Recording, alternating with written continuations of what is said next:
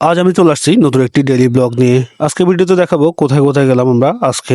আর ভিডিওর এন্ট্রি দেখে কিছুটা আন্দাজ করতে পারছেন কোথায় গেলাম আমরা আজকে। আর ফুল ব্লগটি দেখলে আপনাদের কাছে ভালো লাগবে, এটা আমি গ্যারান্টি দিতে পারি। আসসালামু আলাইকুম প্রিয় সবাই। আজ আমি চলে যাচ্ছি আমাদের পার্শ্ববর্তী চাঁদপুর জেলার ভিতরে। চাঁদপুর জেলার ভিতরে যাওয়ার সময় কি কি পড়ে আমাদের রায়পুর থেকে, তাই আপনাদেরকে দেখাবো এবং পরিচিত করব। এখন আমরা আমাদের রায়পুর বাজার অতিক্রম করে চলে আসছি সিংহের পোল। সিংহের পোলে আছে আমাদের রায়পুর শিশু পার্ক। শিশু পার্ক অতিক্রম করে আমরা চলে এসেছি বোয়াডা আজির মসজিদ। বোয়াডা বাজার যাওয়ার শুরুতেই পরে এই আজির মসজিদটি। ছোটবেলা থেকে শুনে আসতেছি এই মসজিদে যে কোনো মানুষ যে কোনো ভালো একটি নিয়ত করে টাকা দিলে ওই আশাটি পূরণ হয় মানুষের। ছোটবেলা থেকে আমি শুনে আসতেছি এই জিনিসটা। আর বোয়াডার বাজার চলে আসছে, আমরা ইতিমধ্যেই বাজারের মধ্যে প্রবেশ করলাম। বোয়াডার বাজারটি হচ্ছে আমাদের রায়পুরের শেষ সীমানা। আমরা আমাদের রায়পুরের শেষ সীমানা অতিক্রম করে চলে যেতেছি চাঁদপুর জেলার ভিতর। বর্ডার বাজারটি এমন ভাবে পড়েছে, অর্ধেক পড়েছে আমাদের রায়পুর থানার ভিতরে, বাকি অর্ধেক পড়েছে ফরিদগঞ্জ থানার ভিতরে। চাঁদপুর জেলার ফরিদগঞ্জ থানার ভিতরে, বাকি অর্ধেক বর্ডার বাজার পড়েছে। আমাদের দুই জেলার মানুষের মধ্যে অনেক মিল মহব্বত ভালো। চাঁদপুর জেলার মানুষ এবং আমাদের লক্ষ্মীপুর জেলার মানুষের মধ্যে অনেক মিল মহব্বত ভালো। আমাদের আত্মীয় স্বজনের বাড়িও আছে চাঁদপুর জেলার ভিতরে। এখন আমরা চলে আসছি গিদ্দগরন্দিয়া বাজার। এই বাজার আছে আমাদের সকলের সুপরিচিত একটি কলেজ। কলেজটির নাম হচ্ছে গিদ্দগরন্দিয়া হাজেরা হাসপান ডিগ্রি কলেজ। এই কলেজটি প্রতিষ্ঠিত হয়েছে 1995 সালে। এই কলেজের অনেক সুনাম রয়েছে আমাদের লক্ষ্মীপুর জেলা এবং চাঁদপুর জেলার ভিতরে। এই কলেজের ভিতরে আমাদের রায়পুরের ছেলেমেয়েরা আসে পড়ালেখা করে। ইতিমধ্যে আমরা গিদ্দগরন্দিয়া বাজার পার হয়ে চলে আসছি নারকেলতলা বাজার। এই বাজারে অনেক আগ থেকে নাম ডাক রয়েছে। আমরা পূর্বপুরুষের থেকে শুনে আসতেছি, আমার দাদা দিদা যারা আছেন তাদের কাছ থেকেও শুনে আসতেছিলাম এই বাজারে অনেক নাম ডাক রয়েছে। এখানে আমাদের অনেক আত্মীয় স্বজনও রয়েছে। আর ইতিমধ্যে আমরা ফরিদগঞ্জ পৌরসভার ভিতরে প্রবেশ করলাম। ফরিদগঞ্জ পৌরসভার ভিতরে আমার আম্মুর অনেক আত্মীয় স্বজনের বাড়িও আছে। এই জায়গায় আম্মুর নানুর বাড়ি আছে, আরো অনেকের বাড়ি আছে আমাদের ফরিদগঞ্জের ভিতরে আর কি। আমরা ইতিমধ্যে চতুরা মেডিকেলের সামনে চলে আসছি। ফরিদগঞ্জ চতুরা মেডিকেল, এটারও অনেক নাম ডাক শুনে আসতেছি অনেক আগ থেকে। এখানে অনেক হসপিটাল আছে। আর এই হসপিটালগুলোর সামনে হচ্ছে আমার আম্মুর নানুর বাড়ি। রাস্তার অপর সাইডে পূর্ব দিকে আমার আম্মুর নানুর বাড়ি এবং পশ্চিম দিকে হচ্ছে চতুরা মেডিকেল আর কি। এই যে আমরা চতুরা মেডিকেল পার হয়ে চলে যেতেছি ফরিদগঞ্জ বাজারের উদ্দেশ্যে। ইতিমধ্যে আমরা বাজারের কাছাকাছি চলে আসছি। এখন আমরা ফরিদগঞ্জ বাজারে প্রবেশ করব, ওইটি আপনাদেরকে দেখাবো। আসলেও ফরিদগঞ্জ বাজারটি অনেক সুন্দর, বলতে গেলে প্রচুর সুন্দর, মানে তুলনাই করা যায় না, অনেক সুন্দর। সত্যি কথা বলতে আমাদের লাল সবুজের দেশ বলে অনেক সুন্দর আমি মনে করি। আমাদের বাংলাদেশটি অনেক সুন্দর, বাংলাদেশের প্রতিটা জেলায় অনেক সুন্দর, অনেক সুন্দর বলতে গেলে অনেক সুন্দর, যার কোনো তুলনাই হয় না।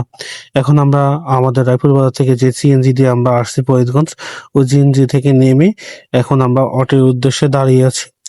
একটু অটো নিয়ে আমরা যে জায়গায় যাব ওই জায়গায় যাব আর কি। ওই জায়গাতে সিএনজিতে যাওয়া হয় না, যা সরাসরি চাঁদপুর যাওয়া হয় সিএনজি।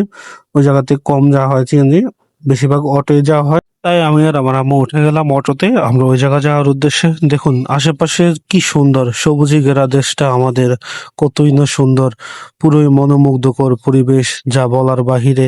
আশেপাশে দোকানে দেখুন কত কলার কাঁদি, কলাগুলো দেখলেই মনটা ভরে যায়। এত সুন্দর হতে পারে আমাদের দেশের প্রকৃতিগুলো, আমাদের দেশের ফসলগুলো অনেক সুন্দর, কি বলবো। আর এটা হচ্ছে আমাদের যে গন্তব্যস্থল, আমরা যে জায়গায় যাবো আর কি, ওই জায়গাটাই হচ্ছে এটা। আর এই জায়গাটিকে সবাই এক নামে চিনে, তেলের পাম্প এবং কি সাজেকের হসপিটাল, এই নামে চিনে সবাই।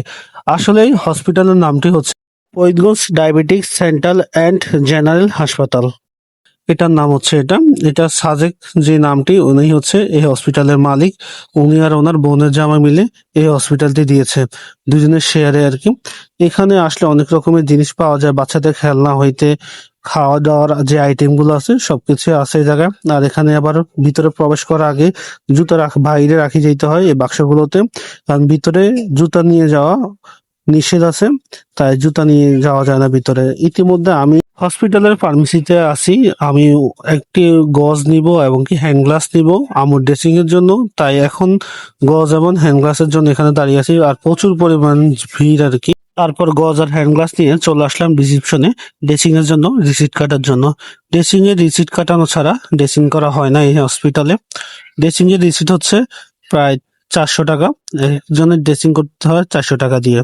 400 টাকা নিচে হয় না। আগে ছিল 300 টাকা, এখন হচ্ছে 400 টাকা। আর এখন আমি আম্মুকে নিয়ে লিফটে করে চলে যাচ্ছি ড্রেসিং এর রুমে। ড্রেসিং এর রুমে যিনি ড্রেসিং করবে উনি অপেক্ষা করতেছে আমাদের জন্য। আমরা গেলে উনি ড্রেসিং করা শুরু করে দিবে। ইতিমধ্যে আমরা ড্রেসিং এর রুমে চলে আসছি। উনি এখন হ্যান্ড গ্লাস গুলো পরে নিতেছে ড্রেসিং করার জন্য। সত্যি কথা বলতে কি, এই হসপিটালের লোকগুলোর আচার আচরণ অনেক ভালো। আমি এতদিন ধরে আম্মুকে নিয়ে আসতেছি, আমি যা দেখলাম অনেক ভালো ওনাদের আচার আচরণ। আগে আম্মু আসতো আর কি ডায়াবেটিক্সের ডাক্তার দেখানোর জন্য, তখন থেকে শুনলাম যে ওনারা অনেক ভালো, কিন্তু আমি আসি দেখলাম যে না, অনেক ভালো ওনারা। ইতিমধ্যে আমাকে কেমন লাগতেছে অবশ্যই কমেন্ট বক্সে কমেন্ট করে জানাবেন আপনারা। আর ইতিমধ্যে আমার আম্মুর ড্রেসিং করা শেষ হয়ে আসতেছে, ব্যান্ডেজ করে দিবে আর কি। তারপর আমরা নিচে যাব ডাক্তার দেখানোর জন্য। আর এখন সিঁড়ির রুমে যে আসতেছি, সেই রুমে আসি দেখি বাইরের যে প্রকৃতির ভিউটা, কি বলবো, অসাধারণ। দেখুন আপনারা, এত সুন্দর দেখা যাচ্ছে যা বলার বাইরে। হাসপাতালের প্রতিটা রুম থেকেই দেখা যায় এত সুন্দর সুন্দর দৃশ্যগুলো। কি বলবো, এই হাসপাতালে আসলে এমনিতেই মন ভালো হয়ে যাবে যে কোনো মানুষের। আমাকে ওনারা প্রমোশন করার জন্য ডাকেনি, কিন্তু তারপর আমি যেটা সত্যি ওইটাই বলতেছি, আমার কোনো লাভ নেই জায়গায়। তারপর আমি, আমার আম্মু যেহেতু এই জায়গায় আসে সবসময়, আমি এখন আসতেছি, আমি দেখতেছি ওনাদের চলাফেরা, ব্যবহার, আচার আচরণ অনেক ভালো। ইতিমধ্যে আমরা নিচে চলে আসছি মেইন ডাক্তারকে দেখানোর জন্য, আমার আম্মুর পায়ে কি সমস্যা ওটা জানার জন্য ভালো করে। তারপর আমরা ডাক্তার দেখাই চলে এসেছি। ডাক্তার বলছে যে আগে থেকে একটু ভালোর দিকে আছে, পুরোপুরি এখনো ভালো হয়নি, সময় লাগবে ভালো হতে। আর এখানে বাইরে আসি দেখি বাচ্চাদের জন্য খেলনা বিক্রি করতেছে, বেলুন বিক্রি করতেছে। আর এই হসপিটালে আসি আমার কাছে অনেক ভালো লাগতেছে। এই হসপিটালে আসলে আমার কাছে বোরিং লাগে না, অন্যান্য হসপিটালে গেলে আমার কাছে বোরিং লাগে, অনেক খারাপ লাগে, নিজে অসুস্থ হয়ে যাই। আর এই জায়গায় আসে অনেক ভালো লাগতেছে। আর সবাই আমার আম্মুর জন্য দোয়া করবেন, উনি যেন খুব তাড়াতাড়ি সুস্থ হয়ে ওঠে। আর আজকে এই পর্যন্তই, সবাই ভালো থাকবেন, সুস্থ থাকবেন। ওকে, আল্লাহ হাফেজ, আসসালামু আলাইকুম।